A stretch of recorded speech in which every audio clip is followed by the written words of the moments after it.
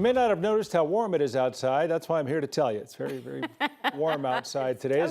As we hit 4 o'clock, thanks for joining us this afternoon. I'm Tom Green. And I'm Kim Christensen. You know, it's been a full 24 hours of firefighting, and still there is a pre-evacuation notice in place for a portion of the people living near Twin Lakes, that's south of Leadville.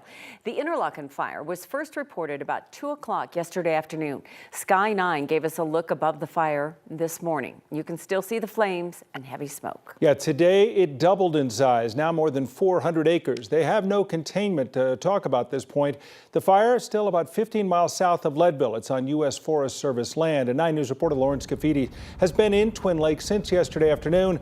Today, Lauren, you had a chance to speak with some farmers who unfortunately have a front row seat to the fire and those flames. They were also told to prepare to get their animals out of there. Yeah, and they said just logistically moving all of those animals was going to be really, really tough. So we've seen this fire change a lot throughout the day. Earlier, there was a lot less smoke, so we really had a good look at just how much damage was done. Since there wasn't as much smoke, we could see the ground. It was completely charred, I mean, completely black. And the fire also left the trees with no branches and no leaves. I mean, really just tree trunks were left. Now you can see the smoke fills the sky, and it can be seen for miles.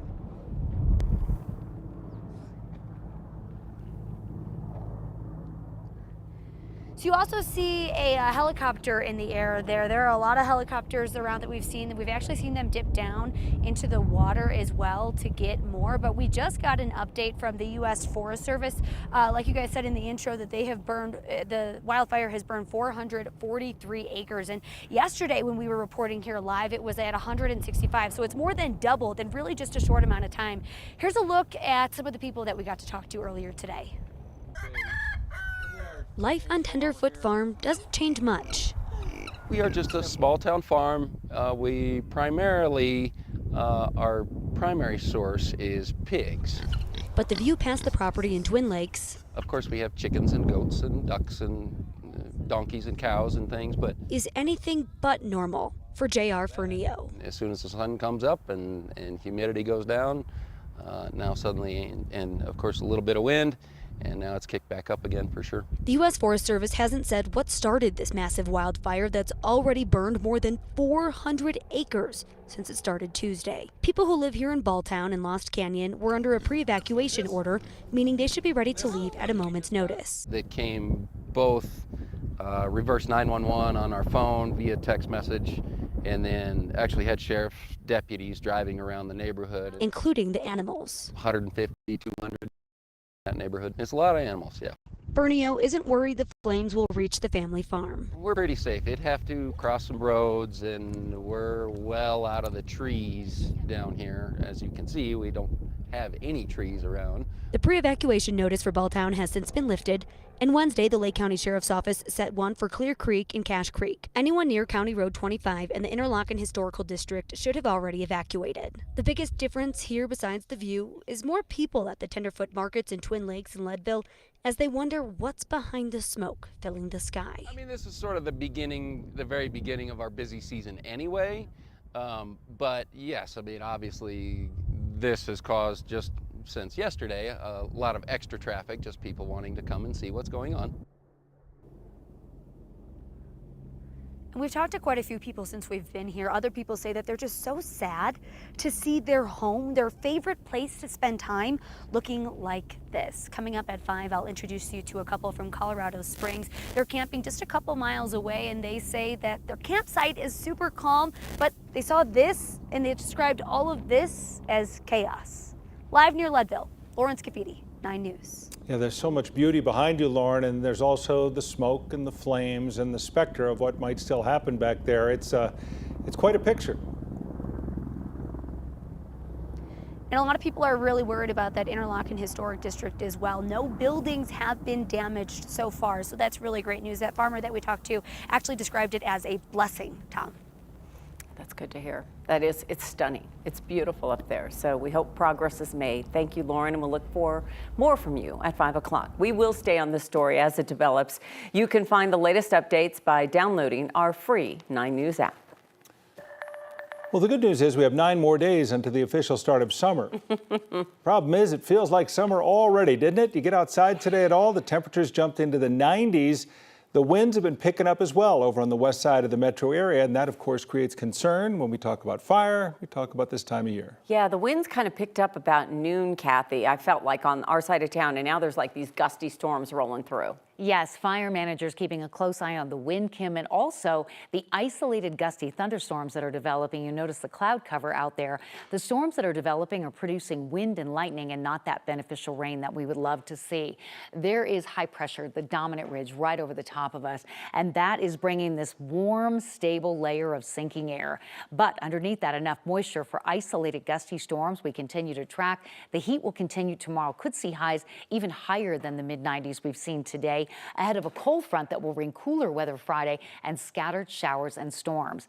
DIA now just jumping to 97, you guys, a new high temperature for the day. I believe that ties a record for the date. 99 in Lamar, 101 in Grand Junction. Hard to believe we could go warmer tomorrow, and look at the wind.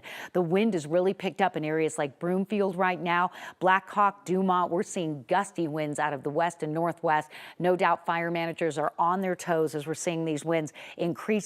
And we do have air quality alerts that are out for wildfire, smoke, but also the potential for another ozone action alert day tomorrow. And with the limited moisture coming in, as I mentioned, the storms that are developing, like you may have heard a little thunder in Denver, these storms are high base, the base of the cloud far from the ground. So thunder, lightning, and wind, all things that fire managers do not need on a hot day like this. The severe weather threat is well to the north and east of us. That's the good news, but we need some rain and cooler weather. We've got that in the extended forecast. I'll have the details coming up. Thanks, Kathy. Traffic on Highway 285 at Schaefer's Crossing is normal at this hour. It was almost this time yesterday when a semi-truck ran off the road, shutting down the highway until this morning. The semi was carrying pipe and iron, which landed on 5 cars. One person in one of those cars was killed. Now, this is between Conifer and Pine Junction. It is at least the 5th crash this year within 2 miles of Schaefer's Crossing. And in the last 10 years, there have been 270 crashes. So the obvious question is, what is CDOT going to do? We need to understand what types of crashes have been happening in the area, why they're happening, and what are the types of crashes we can potentially prevent or mitigate. What are the sorts of things that we can solve for, knowing that there's not one single perfect solution, particularly in an area like this. Several years ago, CDOT put up cable barriers instead of concrete barriers to prevent head-on crashes from happening. Our Marshall Zellinger is looking into this decision and other concerns from drivers at 6 o'clock on Next with Kyle Clark. Some mixed news on the economy today. New numbers show annual inflation cooled last month. Yeah, that's a positive sign, and it comes as the Fed is unveiling its latest decision regarding key interest rates. Here's NBC's Bree Jackson. New numbers show inflation may be easing its grip on the economy, but prices remain high. Just ask Tiani Craig, a realtor and a mother of 2. It's a lot to balance, between not making as much in the market and trying to keep the family going. The Federal Reserve announcing its latest decision on interest rates. Decided to leave our policy interest rate unchanged and to continue to reduce our securities holdings. A decision affecting everything from credit cards to mortgage rates. We need interest rates to go down. We need mortgage rates to go down. Consumer Price Index data released today paints a rosier picture, showing prices ticked up just 3.3% in May compared to the same time last year, a sign inflation is cooling. The economic news follows last Friday's jobs report, which was much stronger than economists expected, with unemployment remaining at a low 4%. Still, families planning vacations this travel season are feeling the pinch. We jumped on this really good hotel deal in Dominican Republic earlier this year, but now we can't afford the plane tickets to get there. Financial experts say this could be a summer of value for consumers. A lot of the big retailers are actually cutting prices on a lot of things. You'll see goods prices maybe start to retrench and go back. More good news, falling prices at the pump may provide some relief for those considering road trips. In Washington, Bree Jackson, NBC News. One of basketball's true legends passed away this morning. Later this year, Jerry West was going to be enshrined in the Basketball Hall of Fame for a third time. He was to be recognized as a contributor. Now, he's already in for being a member of the 1960 U.S. gold medal team and, of course, as a player. And it was on the court that the world came to know one of the best ever to play the game.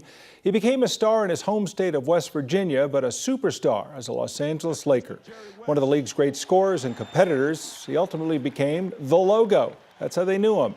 His silhouette becoming the signature for the NBA. After his playing days, he became very successful in the front office of several NBA teams, most notably the Lakers. He'll be remembered tonight before Game 3 of the NBA Finals in Dallas. Jerry West was 86 years old. There's probably a whole generation of folks that don't know he's part of that logo or that he is it. He's the logo. And people talk about changing the logo, and maybe now with Jerry's passing that may cool a bit. But one of those guys who not only played the game so well, but his post-playing days were every bit as notable as his days on the court. So successful. Which is amazing, because when he retired, he was only the third player to have ever scored 25,000 points. Really? That's been passed by many now, but he was certainly one of the early greats of the NBA and college basketball before at West Virginia.